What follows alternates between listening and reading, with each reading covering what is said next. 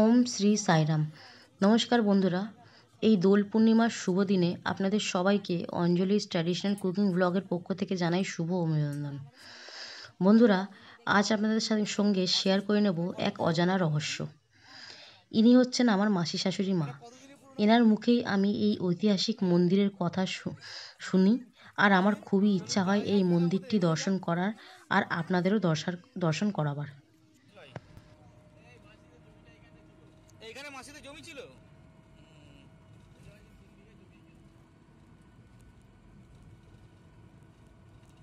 দু সাইডে এটা দেখাবো।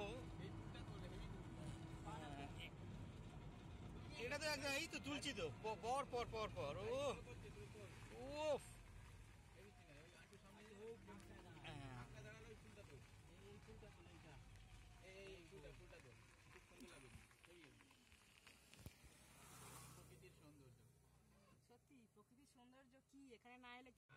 কিরম লাগছে বাবা? ভালো লাগছে। কলকাতায় বেশি ভালো লাগে না এখানে বেশি ভালো লাগছে? এখানে বেশি ভালো লাগছে। তাহলে তুই এখানে থেকে যা। হ্যাঁ থেকে থাকবো। আচ্ছা,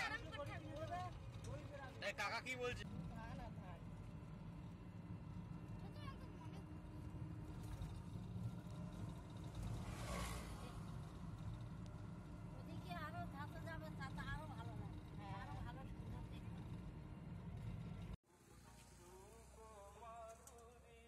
অবশেষে আমরা জটার মন্দিরের কাছে এসে পৌঁছালাম।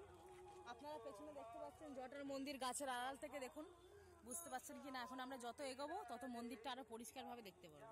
চলো তাহলে চলুন আমরা এগিয়ে যাই মন্দিরের দিকে আর আপনাদের মন্দিরে দর্শনটা করাই।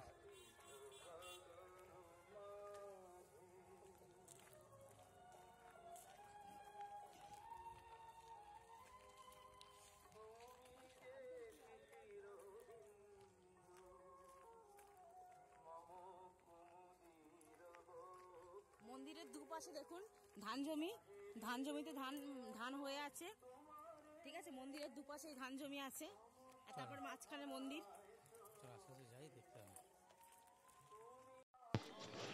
বন্ধুরা, আমাদের কৌতূহলের অবসান, আমরা অবশেষে সেই মন্দিরটির কাছে পৌঁছাই। সেই পবিত্র স্থানে আমরা উপস্থিত হই। দেখতে পাচ্ছেন দূর থেকে ক্যামেরায় আপনাদের দেখানোর চেষ্টা করছি। মন্দিরটি অনেক দূর থেকে দেখাচ্ছে, অনেকটা সেই ওয়াচ টাওয়ার যার নাম দেওয়া হয়েছে ঠিক তেমনই।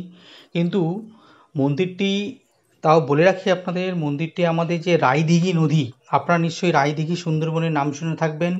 এই জায়গাটি হচ্ছে রায়দিঘি সুন্দরবন অঞ্চল, এবং ঠিক এই সুন্দরবন অঞ্চলের ঠিক মণি নদীর মোহনায় কঙ্কন দিঘির কাছেই কিন্তু এই মন্দিরটি অবস্থিত।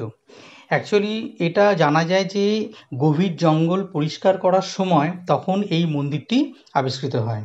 তবে এই মন্দিরটি কিভাবে, কখন, কিভাবে তৈরি হয়েছিল, কারা তৈরি করেছিল, তার কিন্তু এখনও তার সঠিক কিন্তু তথ্য পাওয়া যায়নি।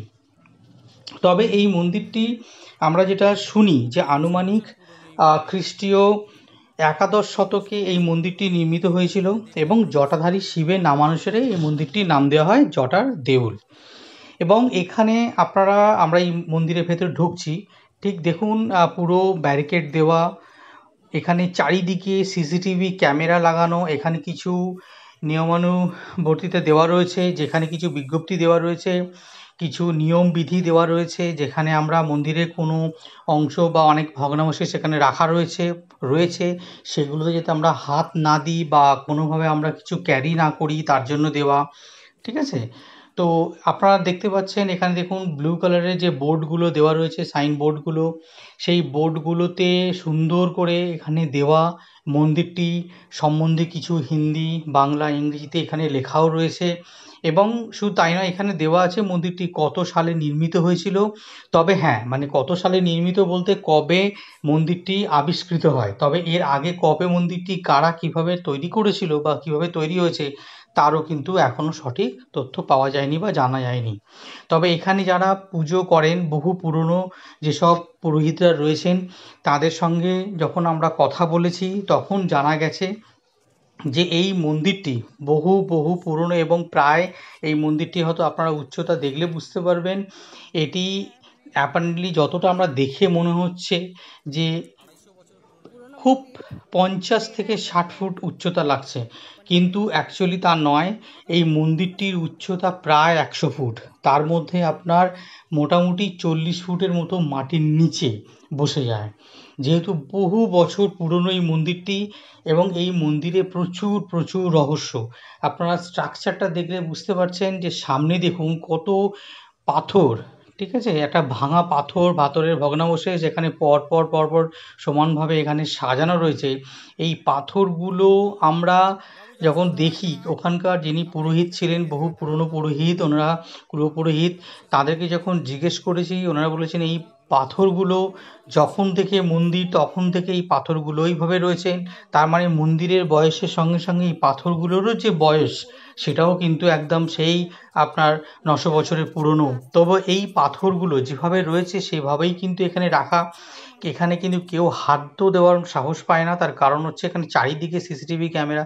মন্দিরটি দেখতে পাচ্ছেন বন্ধুরা, কত উঁচু মন্দির। আমরা অনেক দূর থেকে এটা ক্যামেরা নিয়ে এটাকে পুরো মন্দিরটি তোলার চেষ্টা করছি।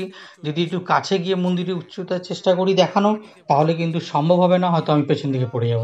তো মন্দিরটি আশেপাশে দেখুন, যেভাবে মন্দিরটি, যেমন তার সামনে যে উঠোনটা, যে জায়গাটাতে মন্দিরটিকে, মানে মন্দিরটি যে আশেপাশে যেভাবে বেষ্টিত রয়েছে, যে জায়গাটি রাখা, যে জায়গাটিকে তৈরি করা হয়েছে, দেখেছেন কত সুন্দরভাবে তৈরি।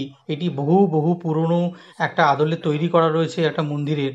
দেখেছেন মন্দিরের গঠনটা দেখুন, কত সুন্দরভাবে এটা মন্দিরটিকে তৈরি করা হয়েছে। তবে এইটি যেটা দেখতে পাচ্ছেন, এটা কিন্তু মানে প্রায় ভেঙে শেষ হওয়ার মুহূর্ত আমরা দেখতে পাচ্ছি, কিন্তু এর আগে তাহলে কত সুন্দরভাবে মন্দিরটি তৈরি করা হয়েছে, কত কারুকার্য নকশা ছিল মন্দিরটির মধ্যে।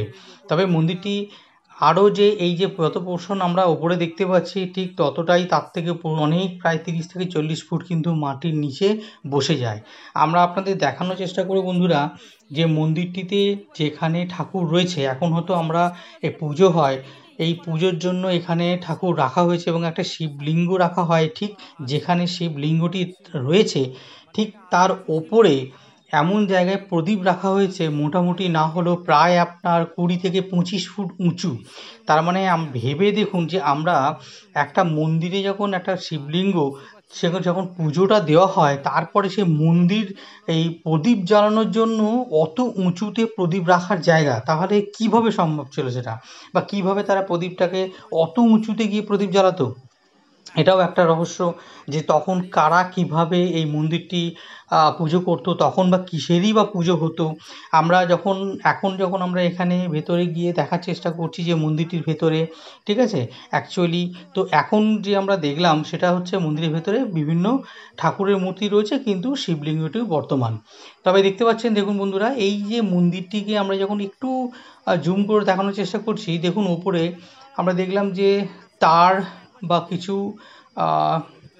লোহার শিক দিয়ে গাঁথা গাঁথা করা অবস্থা রয়েছে। মানে এগুলো অনেকটা কী হয়, ওই যখন প্রতি বছরে কী হয়, একটা নিয়ম ধরে মন্দিরটি পরিষ্কার করা হয়, এবং সেই পরিষ্কার যখন করা হয় তখন মন্দিরের এই জায়গাগুলোতে ধরে পরিষ্কার করা হয়। দেখতে পাচ্ছেন বন্ধুরা, আমরা চেষ্টা করছি আপনাকে মন্দিরের ভেতরটা একদম ভেতরে দেখাতে। আমরা কিন্তু অনেক উঁচু জায়গায় দাঁড়িয়ে আছি, এটা কিন্তু অনেক নিচে, মন্দিরে অনেক নিচে ঠাকুরগুলো রাখা রয়েছে, প্রায় না হলেও প্রায় আপনার 7 থেকে 8 ফুট নিচে, এবং মাটির অনেকটা নিচে বলে আমরা কিন্তু অনেক উঁচু জায়গায় দাঁড়িয়ে কিন্তু আমরা অ্যাকচুয়ালি কিন্তু মন্দিরের গেটের সামনে দাঁড়ানো, এবং যে গেটটি কিন্তু মোটামুটি করা হয়েছে, ঠিক আছে। এই গেটটি কিন্তু, এটা কিন্তু প্রথম থেকে নয়, এই গেটটি পরে করা হয়েছে। তার কারণ হচ্ছে এটি মাটির নিচে এতটাই প্রায় 30-40 ফুট দেবে গেছে, তার মানে বুঝতেই পারছেন যে অ্যাকচুয়াল কিন্তু ঠাকুরের বা এই মন্দিরের এই গেটটি কিন্তু অরিজিনাল। এই গেটটি কিন্তু অনেক নিচে, মানে আরও নিচে, মাটির নিচে হয়তো গেটটি ছিল, মানে মন্দিরের প্রবেশদ্বার ছিল, সেটি হয়তো ওপরে রাখা হয়েছে। তবে বুঝতেই পারছেন যে এখানে কত নিচে ঠাকুরের মূর্তিটা রাখা রয়েছে, এবং শুধু একটি মূর্তি নয়, বিভিন্ন দেবদেবীর মূর্তিও আমরা দেখতে পেলাম। বুঝতেই পারছেন, দেখুন সামনের দিকে দেখুন কতটা জায়গা নিচু অবস্থায় রয়েছে। এইখানে যখন পুজো হয় তখন এখানেই তখন হোম যজ্ঞ হয়তো করা হতো বা এখানেই পুজো যত আচার অনুষ্ঠান তখন সবই হতো এখানেই এই জায়গাতে পালন করা হতো। এবং এটা এমনভাবে তৈরি করা হয়েছে দেখেছেন তার চারিদিকে ঠিক এইভাবেই কিন্তু পাথর রাখা রয়েছে এবং এগুলো বহু পুরনো বছর ধরে এই পাথরগুলো রয়ে আসছে এবং একইভাবে এখানেই রয়েছে। এবং দেখতেই পাচ্ছেন যে কিভাবে এটা মানে মোটামুটি মন্দির থেকে না হলেও প্রায় আপনার 8 ফুট নিচে হবে এটা সেই জায়গাটি। দেখুন আমি এখান থেকে আপনাদেরকে মন্দিরটি দেখানোর চেষ্টা করব। দেখুন কতটা উঁচু, দেখুন কতগুলো সিঁড়ি স্টেপ দিয়ে তবে ওপরে দেওয়া। দেখুন মন্দিরটা আপনি যদি এটা পুরোটা মন্দিরটাকে আমি দেখাতে পারি, এটা দেখতে পাচ্ছেন। দেখুন মন্দিরটি একদম ওপরের চূড়া, দেখুন এবারে কতটা উঁচু। প্রায় আমরা প্রায় 60 ফুটের কাছাকাছি মন্দিরটি। তবে বুঝতেই পারছেন মন্দিরটি আরও প্রায় 100 ফুটের কাছাকাছি মন্দির। এই মন্দিরে প্রচুর রহস্য আছে, যে রহস্য আমরা অনেক কিছু জানার চেষ্টা করেছি কিন্তু কিছু জানতে পেরেছি। তবে সবটা সম্ভব হয়নি, কেননা তা আমাদেরকে জানানোও হয়নি এবং আমরা জানতে চেষ্টা করলেও হয়তো সব কথা হয়তো শেয়ার করা বা ওনাদের পক্ষেও সম্ভব নয় সমস্ত কিছু জানানো। তবে যেটা জানি যে আমরা জানতে পেরেছি যে এটি জটার দেউল নামে পরিচিত এবং 1860 সালে তৎকালীন মথুরাপুর থানার অন্তর্গত যে গভীর জঙ্গল পরিষ্কার করার সময় কিন্তু আদি গঙ্গার ঘাট থেকে এই মন্দিরটি আবিষ্কৃত হয়। তবে সৌধটি আমরা আগেও বলেছি, এখনও বলছি, সৌধটি কখন কিভাবে তৈরি হয়েছিল তা কিন্তু জানা যায়নি। তবে কিছু ইতিহাস আমরা গ্রন্থে এই সৌধটিকে প্রতাপাদিত্যের বিজয়স্তম্ভ বা ওয়াচ টাওয়ার হিসেবে বর্ণনা করা হয়েছে, যেটা দেখেই বুঝতে পারছেন বন্ধুরা যে মন্দিরটি অনেকটা সেই টাওয়ারের মতো দেখতে। এবং এটা একটা সায়েন্টিফিক এরও একটা কিছু ব্যাখ্যা ডেফিনেটলি থাকবেই। তার কারণ হচ্ছে এই মন্দিরটি এমনভাবে তৈরি করা হলো কেন, তার আশেপাশে বা আদার্স কোনো মন্দির রাখা বা অন্য কোনোভাবে নির্মিত হলো না কেন। একদম পুরো শিবের যেভাবে লিঙ্গ, ঠিক শিবলিঙ্গর আদলেই কিন্তু মন্দিরটিকে তৈরি করা হয়েছে এবং এতটাই উঁচু করা হয়েছে যেখান মানে মোটামুটি 100 ফুট উঁচু। মানে তখনকার দিনে 100 ফুট উঁচু মানে বুঝতেই পারছেন যে একটা এত বড় মন্দির এবং এইভাবে তৈরি করা। বন্ধুরা একটা জিনিস দেখুন, এই মন্দিরে কিছু কথিত আছে যে এখানে মন্দিরটিতে কেউ যদি মনস্কামনা করে তো অবশ্যই সেই মনস্কামনা পূর্ণ হয়।